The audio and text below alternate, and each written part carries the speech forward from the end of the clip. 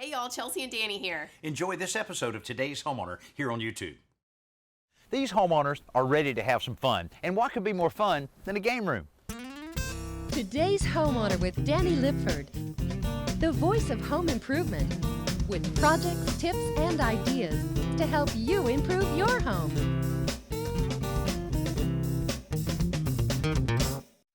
It seems like every addition we build these days being built on the back of a home, and that presents the challenge of getting all the materials you need with concrete, lumber, roofing, all of that from the driveway to the backyard. We're going to make it a little easier by removing the gate and these fence sections to allow for all those deliveries. Now, after all of the work is completed on the additions that we're building on the back of the house, homeowners plan on putting in a nice little swimming pool in this part of the yard. Now, the homeowners are getting close to retirement age, and when they retire, they plan on doing a lot of entertaining, and we'll have the perfect place for them here once we complete this project, because besides the pool, we're going to have a nice, large covered porch here. Next to that, a bathroom with a shower, which is something I always suggest that homeowners put in a bathroom that's very accessible to a swimming pool. Then, a nice large game room with a pool table right in the middle.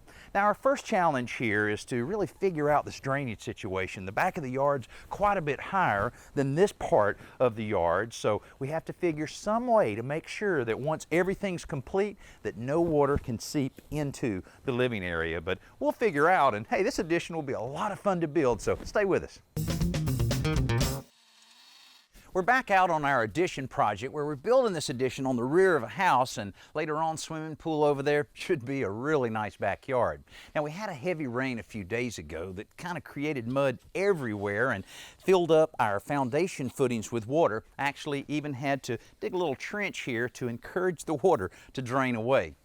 Now, anytime that you're building an addition, if at all possible, it's great to match the same construction methods they used on the original house with all of the new construction. And the original house was built on what we call a monolithic slab, and we're doing the same thing here. Now, basically, a monolithic slab means that it's all poured at the same time. Your footings and the flat part of your slab all tie in together, and we'll tie it together with a series of reinforcement rods or steel rods and wire that'll tie down into the footings themselves. Now, to do all of this work by hand would have been a pretty hard task, but because of the access we were able to create in the gate, we were able to bring in Charlie, our backhoe operator, who really did most of the work for us, and then we have a little bit of shovel work that Walt's doing now and that we had to do in order to clean everything up. We also brought in some sandy clay fill in order to help dry up the existing foundation, and it's a type of soil that really compacts very well, and you know how important that is on a foundation. Now, one of the things that Ernst is doing now is he drilled a hole a few minutes ago into the existing slab using a hammer drill. Now we're using these 1/2-inch rods that we're going to put right into the slab itself. We'll glue those in, and that will help tie the new slab in with the old so that there's no shifting in the years down the road. Now, another thing that took place a few days ago, our plumber put in all of the drain lines and everything he needed to get in the slab before we poured. All of that's been inspected, so we've got that off our checklist. So next, we're ready to continue all of this work that we're doing, clean out the footings. Hopefully this pretty day will dry the footings. Then we can put all of our rebar, our wire, and our plastic. Then we'll be ready for that concrete man. One of the great things about a monolithic slab is that you get it all done at once, and there's something to be said for the strength of a foundation that's poured this way. But it sure does mean there's a lot of concrete going into the forms all at once. Now, that makes for a lot of work for the guy running the concrete crew, and Lorenzo, our concrete subcontractor, has his hands full. He uses a pump to get the concrete into the forms so he and his crew can focus on getting it all spread out evenly. Now, the pump also gives him more control over where the concrete goes, so there's a lot less raking and shoveling to be done. Once Lorenzo and his guys are done, the framing crew gets to work and the walls are up in no time.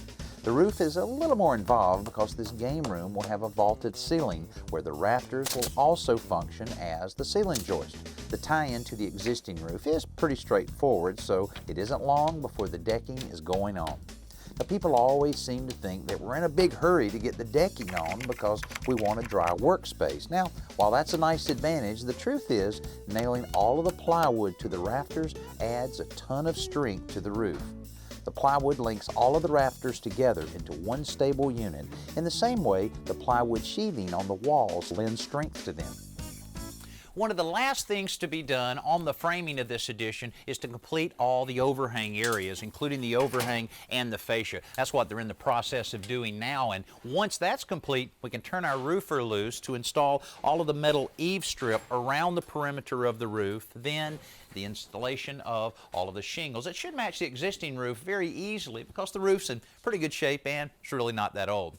Hey, you know, you hear a lot about the new building codes and how a lot of things that we're doing now in building additions and homes are making them stronger in the event of some extreme weather. Here's a great example of this. Now, this is metal strapping that we buried down in the wet concrete, and what we'll do is position a post here that'll serve as support for the roof overhang ahead above us there. Then this will be nailed to the back of the column, to the back of the beam, and all the way up to the roof rafter itself. That'll provide continuous tie-down support, the roof all the way down to the concrete. Homeowners really appreciate that with the next bad storm that may hit. Hey, convenience-wise, they've got a bathroom right here that leads right onto the little porch, as well as another doorway that leads into the game room itself. And in the bathroom, we have shower, lavatory, and a toilet, so very convenient, especially with the future pool. Now, the game room, check out how much space we have in here. Now, we have the width of about 14 feet, length of about 25 feet, but what's really impressive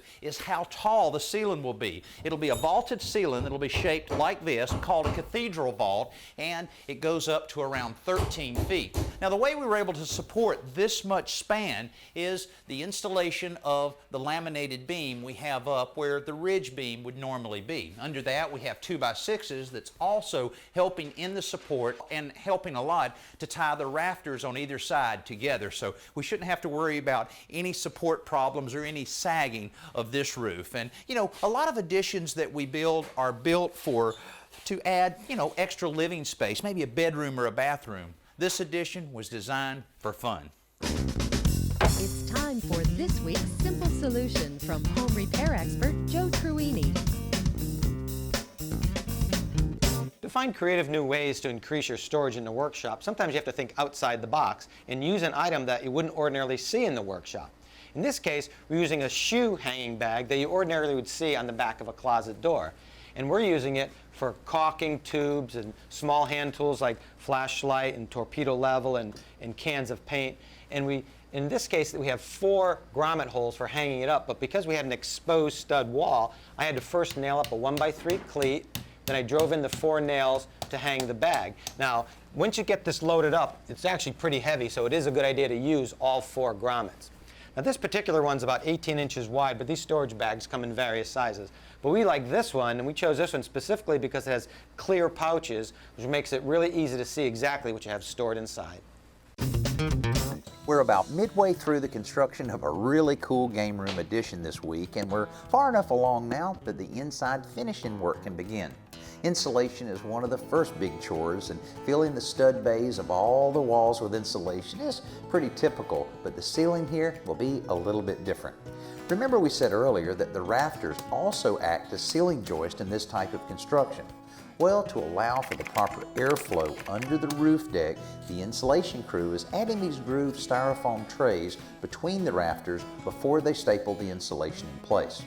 As soon as the insulators are done, the drywall starts going up over their handiwork.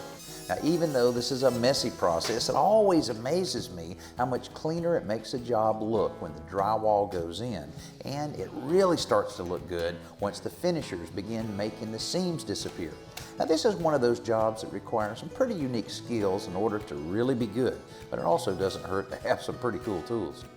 These stilts are some valuable tools for a sheetrock finisher, and Mark Rutherford's been sheetrock finishing for a long time. But Mark, tell us the truth. How long did it take you to master being able to walk on these things? Well, to be honest, it probably took about a month to feel comfortable where when I'm doing ceilings, I don't have to actually look every time I take a step. I bet you had some sore muscles that first month. Oh yeah, but to be honest, I was actually walking up and down stairs the first half hour I was on them. Great day. Now, all right, what happens if you drop something? Do you have to take the stilts off? You don't have a helper around here, so how are you able to pick that up? Well, I'm not as young as I used to be, but in that case... okay, a nice test here, okay. In that case,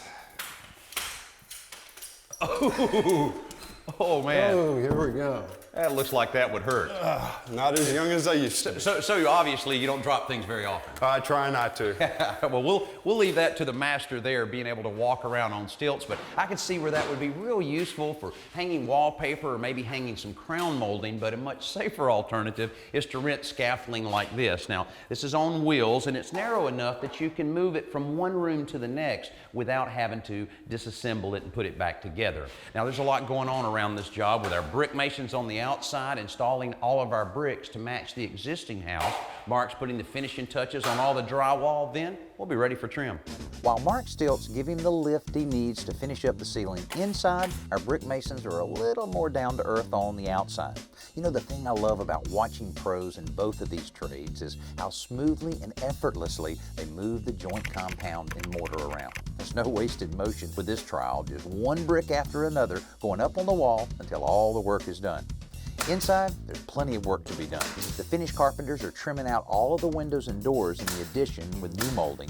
This stuff can be so tedious and time-consuming, but these details make an enormous difference in the overall level of finish in a project. For instance, raising the door casings and baseboards up off the slab by a ½ inch now will accommodate the hardwood floor that's going in later. Back outside, the mortar has dried and the stucco crew has arrived to begin working on the gables of the addition so that they will match the ones on the rest of the house. Now, when their work is done, the vinyl siding can be extended around the eaves and soffit of the addition so the new and the old blend together perfectly. Let's join Danny at the Home Center to check out this week's best new product. Yard work is one of the inevitable facts of life that go along with owning a house. And sooner or later, you're going to need to do some cutting that requires more than loppers or a handsaw. If you find yourself in that situation, this new Alligator lopper from Black & Decker may be an alternative to using a full-size chainsaw. It works a lot like a chainsaw, but it has these cool metal jaws that lets you clamp onto logs and branches up to 4 inches in diameter, and then it easily saws right through. Unlike a chainsaw that has a tendency to skip around a bit when you're starting a cut, this thing will hold itself in place until the cut begins. Then, these metal guards that cover the jaws will protect you from the cutting chain. Now, they also snap back over the blades once the cut is complete. And because there's a jaw opposite the blade, you can't bury the chain in the dirt during a cut close to the ground. Now, that's easy to do with a traditional chainsaw and is one of the quickest ways in the world to dull a blade. So, for less than $100, this might be a problem solver around your home. Almost all of the work on the outside of our addition is completely finished. Brickwork's complete, all the stucco in the gable has all been completed, and all of the overhangs have been covered with vinyl to match the existing house. Now that makes the whole outside of this house maintenance-free. Now about the only thing we have left is to clean the windows, put a couple screens in, turn everything over to our landscaper. Now the landscaper will be doing all of the final grading and all of the planting of grass and plants to tie everything together, and one of the things he'll be addressing is a problem we mentioned earlier in the show, that the back part of this lot's a little higher than the addition, so we want to make sure the drainage will divert the water around the house and out to the driveway and keep it from getting up against the house, which could cause some moisture problems. Now, one of the things that we like to do when we disturb a lot of dirt like this is to head down to the store and pick up a few bales of hay. That only costs about $5 or $6 a bale and really doesn't take a lot of time to kind of spread it out over the mud, and that'll minimize any of the erosion that you can have, and certainly will keep a lot of the mud from getting tracked in to the finished floors. Now we still have a little bit of mud on this side where our plumber's in the process of putting in the drain line to tie in the drains from our wet bar and our bathroom inside to the drain connection out in the front of the house. After they complete all of their work, cover that back up, and the landscaper will make that look a lot nicer as well. Now, while all of this work's been going on outside, there's been a lot happening inside as well. The painter had already coated the walls with a vibrant shade of red when right on his heels, the cabinets for the wet bar arrived.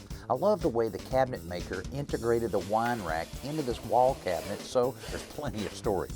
I really like this design because the large window on this outer wall will keep that space behind the bar from feeling so small.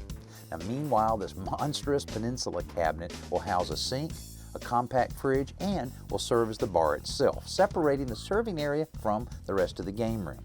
Now at this point, the big element that was missing was the flooring, and the owners chose a light shade of pre-finished oak for the area. A lot of people would be a little nervous about wood floors in a room so close to a swimming pool, but this pre-finished stuff is really very durable, and unless they leave large puddles of water standing on it for hours at a time, it should perform very well. The work that's taking place inside the addition today includes the plumber hooking up all of the drain and the faucet on the bar sink, and also doing the same thing to complete all of the work in the bathroom, toilet, lavatory faucet, as well as all of the trim out of the shower. But look at these great set of cabinets, perfect for a game room like this. The wall cabinets have a nice wine rack in the middle, plenty of storage for all kinds of snacks and glasses, and plenty of base cabinets here. And also, our cabinet man allowed the countertop to extend out about 14 inches here to give the homeowners the option of a few bar stools, which again, perfect for a game room. Now they wanted a nice bright space, and they did that with the nice bold colors they have here, but probably won't be quite as bold once all of the furniture is in place and maybe a few things hanging on the wall and the large pool table that'll be positioned right in the middle of the room. Now look how well it ties into the existing house. Cased opening took the place of the old French doors that were here, and a lot of similarities in what this room looks like and the existing house, with the hardwood floors, the vaulted ceilings, the recessed lights. Really ties it together. It's hard to remember this as just a little covered porch. Hey, when we come back, we'll show you the complete tour of the finished project and where we started. Let's head outside for Around the Yard with lawn and garden expert Tricia Craven-Worley. This homeowner has a plum tree they planted a few years ago, and it hasn't produced any fruit at all. So we thought by planting another fruit tree nearby, they would maybe cross-pollinate and become fruitful. But you know, the first call you want to make before you plant a tree of any sort, possibly build a path, or put in a sprinkling system, is to find out where are your utilities. And that is simple as one free phone call. And that one contact will put you in touch with all of the other utilities. They will do it for you. So we placed our call to the 800 number, and they sent out the utilities that sprayed these lines. Now, this is a biodegradable paint, so don't worry about it. Orange indicates TV, yellow indicates gas. The other utilities have their own colors, such as blue is potable water, green is sewer, and red is electric. Something that's very, very important is when you are excavating, digging, or anything, you want to be a minimum of 1.5 feet to 2 feet away from any of these lines. Lucky for us, our plum tree is nowhere near. Boy, I love the water feature there. Now, I told you earlier in the show that the homeowners were planning on putting a pool in to complete that resort feel to their backyard, and pool contractor started just as soon as we completed the addition, which is all about fun. The owners decided they wanted a game room on the rear of their home in an area where their small patio was located. The French doors offered the perfect access point to the addition, which matches the existing construction beautifully, both in terms of style and the materials we used. And we were able to reuse those red French doors under the new covered patio. Speaking of red, those games of pool won't be a bit dull in this bright, wide open room, which flows incredibly well from the existing family room of the home. The vaulted ceiling makes it feel larger than it actually is, and the built-in bar opposite the family room adds a cozy, comfortable feel to the space. Anytime you have a pool, it's a good idea to have a bathroom close by. This one has both a door from the game room and one from the pool deck. All in all, a pretty cool little addition to this home. Well, just a little bit of landscaping is all that's necessary to complete everything here in the backyard. And the lady of the house tells me that's one of her passions, planting plants and creating new beds. Well, that'll be the finishing touches on a project that's accomplished just what the homeowners wanted. A nice leisure area to enjoy their retirement years. Game room, covered area for barbecue, and of course the swimming pool. Not bad. I'm Danny Lipford. I hope you enjoyed this week's show. We'll see you next week.